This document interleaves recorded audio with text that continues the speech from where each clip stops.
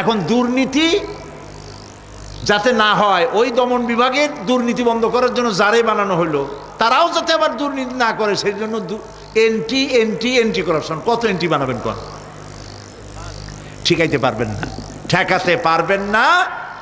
Police দিয়া, BDR দিয়া, army দিয়া পিটাইয়া ঠ্যাঙ্গাইয়া মাইরের স্রোতে লুলা বানাইয়াও মানুষের চরিত্র ভালো বানাইতে পারবেন না।